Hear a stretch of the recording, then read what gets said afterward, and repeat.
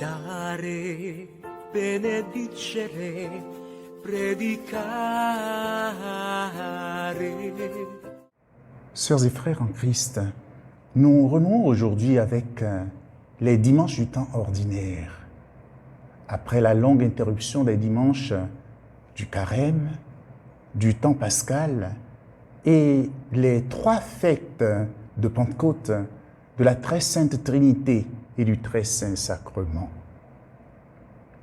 Pour entreprendre la plus longue plage de ce temps ordinaire qui va nous conduire jusqu'à la fête du Christ roi de l'univers à la fin du mois de novembre, la liturgie de ce jour nous fait méditer 2 paraboles qui nous parlent de croissance.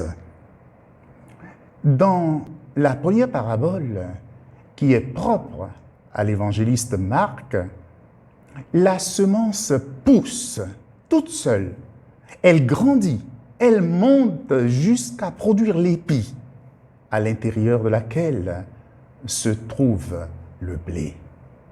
Le blé se forme à l'intérieur, indépendamment de ce que fait l'homme.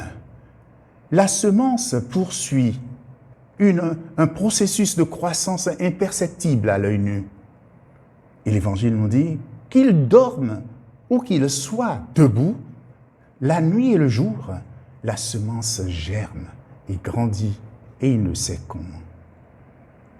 Mais nous retenons que la semence est perdue. La graine se perd. Puisqu'elle est enfouie en terre, elle pourrit. Dans la seconde parabole, ce qui est présenté au départ comme la plus petite graine, elle va grandir et elle deviendra la plus grande des plantes potagères. Et ce processus de croissance, lui aussi, échappe à l'homme. Ce qui est évident, c'est que la graine de moutarde, elle aussi, elle va mourir. Et elle va subir une transformation dans le temps, de telle sorte qu'il y a une disproportion qui échappe à l'entendement humain. Disproportion entre la graine et la plante qui abritera le nid des oiseaux du ciel. Il est donc question de croissance des éléments de la nature, croissance du mystère de la vie, croissance à peine perceptible à l'œil nu, car nos yeux ne peuvent pas voir les mouvements lents, les mouvements très lents du développement des végétaux. L'essentiel est invisible à nos yeux, dit le renard au Petit Prince de Saint-Exupéry. Incontestablement, sœurs et frères, ce texte nous enseigne que nous sommes appelés à quitter, à perdre quelque chose. Cela pour une croissance, pour que la croissance advienne. C'est une leçon de vie énorme. Si nous ne savons pas voir les mouvements à l'œil nu, c'est parce que nous avons tendance à tout ramener au temps humain, qui n'est pas le temps de Dieu. Il y a une force de vie contenue dans la graine, cette force de vie qui lui permet de se déployer jusqu'au-delà de sa pleine maturité.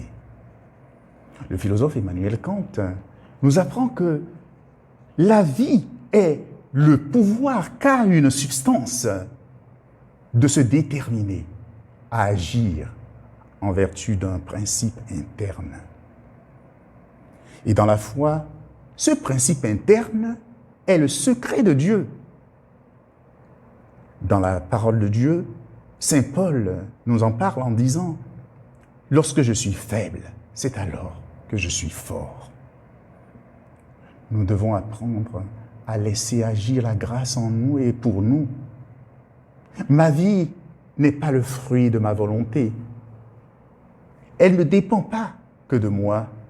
L'aide de Dieu, le don de Dieu est là à travers nos chemins et nous accompagne.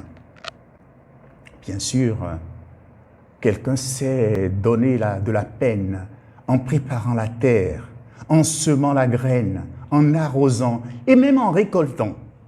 Mais cela ne suffit pas.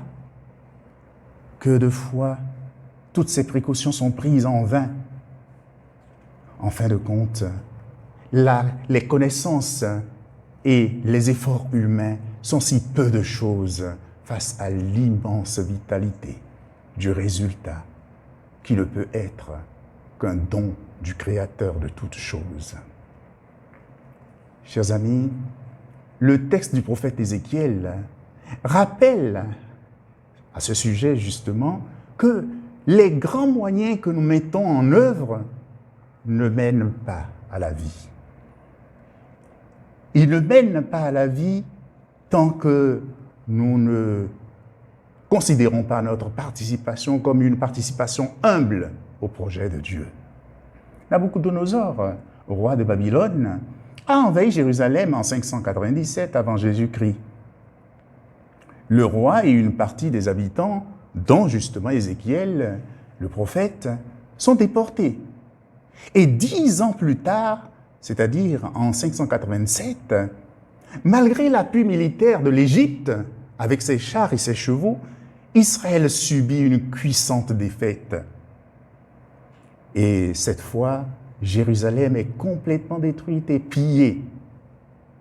Et un plus grand nombre de ses habitants est déporté à Babylone. Mais tandis que tout laisse croire que tout ce qui faisait la gloire d'Israël est perdu et anéanti, tandis qu'Israël subissait un cuisant échec, et tandis que Dieu aurait apparemment abandonné son peuple en exil et sans son roi, sans sa terre, sans son temple, eh bien, le peuple poursuit sa croissance discrète. Oui, à nos sociétés, à notre monde, plus fatigués que jamais, société et monde où tout semble aller mal, eh bien, ces textes nous adressent une parole de vie, une parole qui persuade que malgré les apparences, le royaume de Dieu grandit et s'affermit. Remarquons enfin que le semeur fait confiance et il espère une bonne récolte.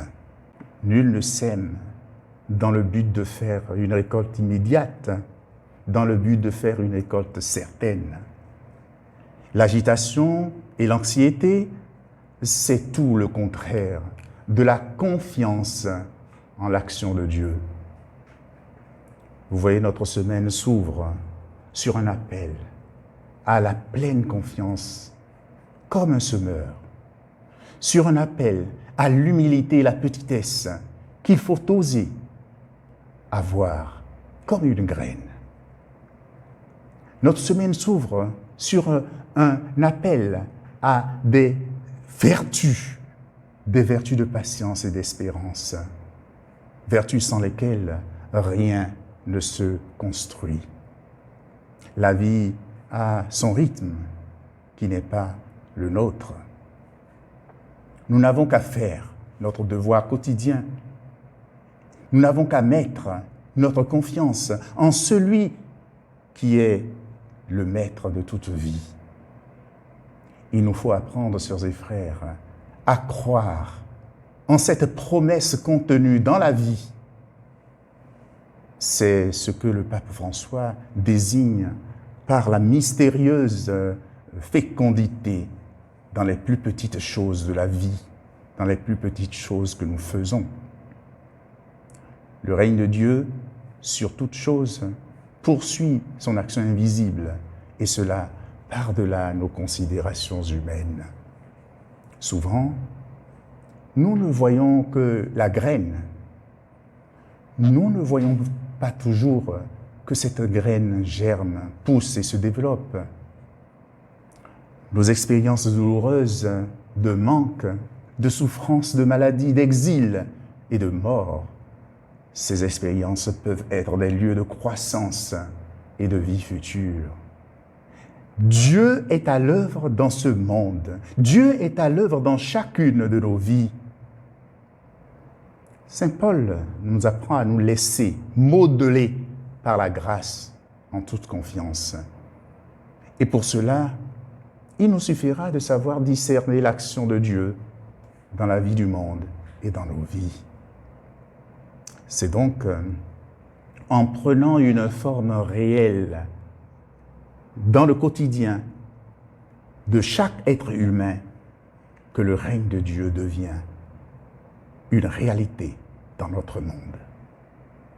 C'est dire que nous faisons grandir le royaume chaque fois que nous œuvrons à faire grandir les vertus du royaume. Ces vertus que sont la bonté, la charité, le sens du sacrifice et du don de soi et le pardon. Chers amis, prions que l'Esprit de Dieu nous procure la grâce. Amen.